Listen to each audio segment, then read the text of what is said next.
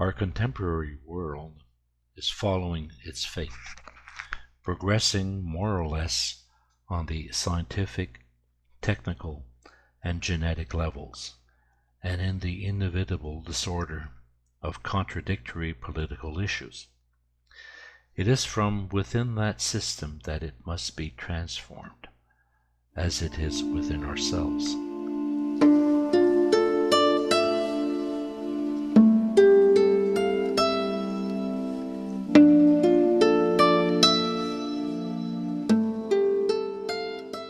At a certain point in our lives, when we are faced with doubt and questioning, we are confronted with the alternative that can become a necessity to follow a spiritual path.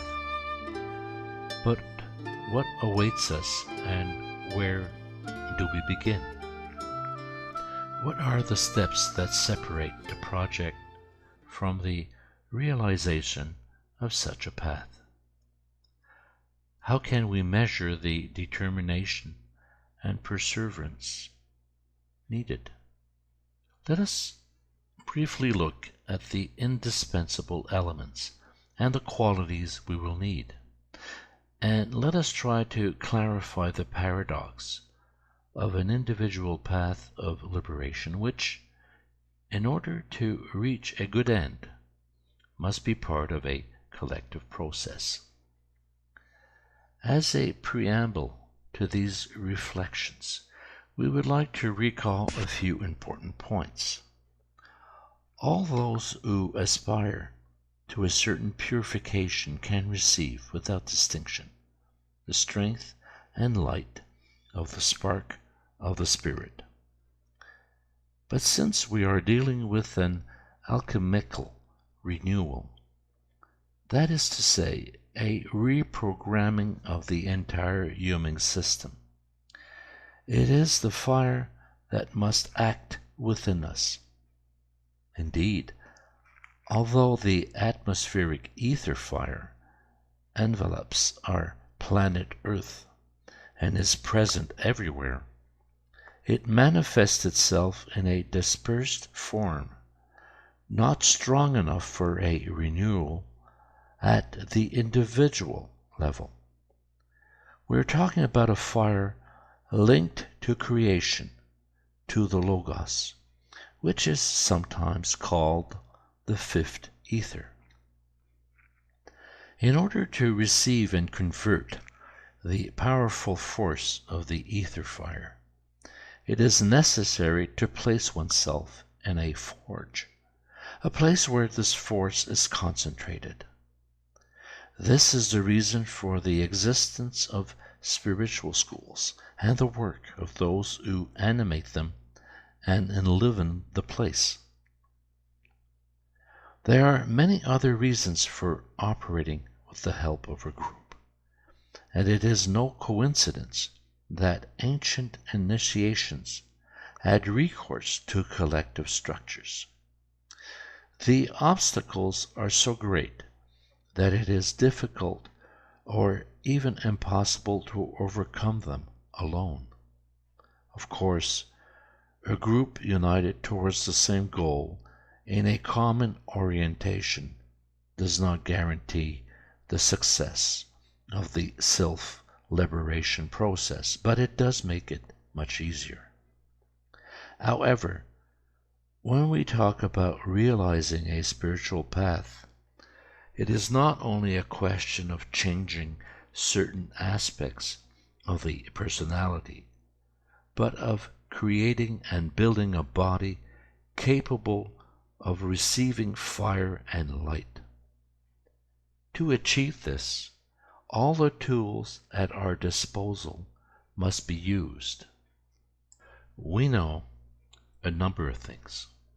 We know that consciousness determines the quality of life.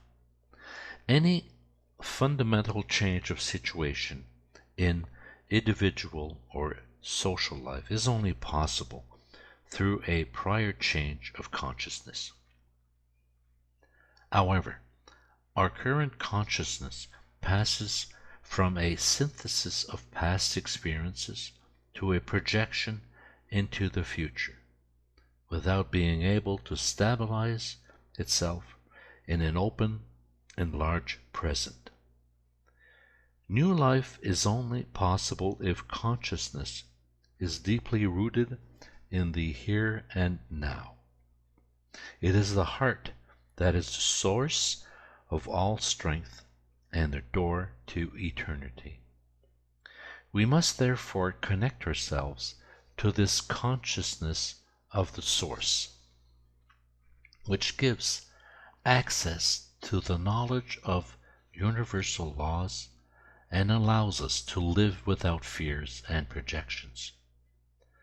The main obstacle on this path is the ego, our self-affirmation, our tendency to accumulate, to preserve, to want. It is also intellectualism that pushes us to judge, to categorize, to classify, to take sides, to reject. We often try to circumvent a true and indispensable work on the ego by various means such as self-control, unmasking the unconscious, or meditation. But this only delays the possibilities of a radical change of consciousness and the dissolution of this ego. For let us be clear, it is not a question of fighting it, a fight lost in advance, because we have identified ourselves with the ego for thousands of years. Only the forces of light and fire can gradually push it back to a secondary place, while the voice of the soul will take the very first place. We can then tune ourselves to the qualities of the astral sphere of the divine world. The characteristics of this astral sphere are purity, serenity, without attraction or rejection, and out of all temporality. Little by little it becomes possible to connect to it in an almost permanent, continuous way. We can distinguish three successive stages. The new consciousness of the heart gives access to a new breathing, to an opening without emotions. The new consciousness of the head allows a superior understanding, the acceptance of the divine plan, of the principle of cause and effect, as well as a vision of the spiritual development. Finally, there is a new consciousness of the physical body, when each organ is invested with new impulses and forces, able to receive fire and to live from it. It is easy to understand why this vast program is not suitable for the greatest number of people, and why only those who have reached a dead end in this world can find the strength to envisage such a process. The right way is to be a living being, one who is alive in this world, but no longer of this world, in the sense of being identified with the forces of this world and under their control. This is what we call a liberating path. Let us add that the true dimension of this work is an offering of love. It is a revelation for many to discover that the spiritual path is not for oneself. To conclude, let us try to evoke the future of our humanity. Our contemporary world is following its future, progressing more or less on the scientific, technical, and genetic levels, and in the inevitable disorder of contradictory political stakes. It is from within that system that it must be transformed, as it is within ourselves. Seeds of light are penetrating it, and judging by the number of people sensitive to the need for a change in life, to a desire for self-liberation, a profound mutation is taking place before our very eyes.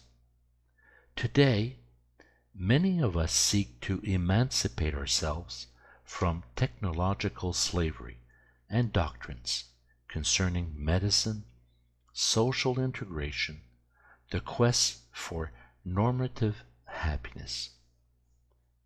We can clearly see which values are of prime importance for the younger generations: solidarity, ethics, sharing, benevolence, reason consumption, the predominance of affect, and communication. There will soon be no more significant separation between different life choices, gender choices, opinions, because it is spiritual awareness that will make the difference between beings.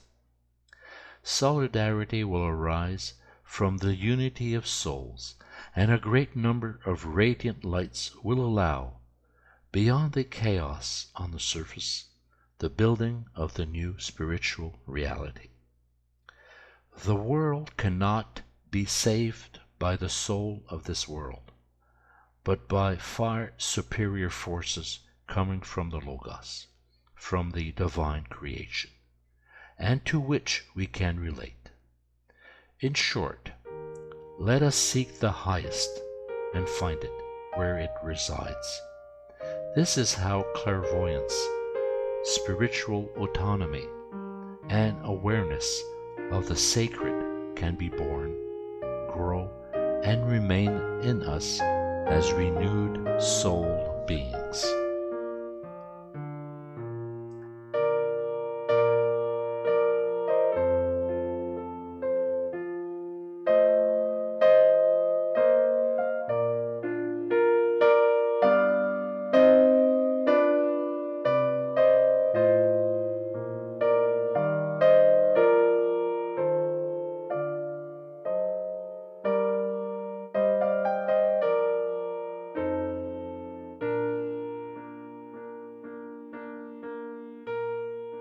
Thank you for listening, and we hope you enjoyed it.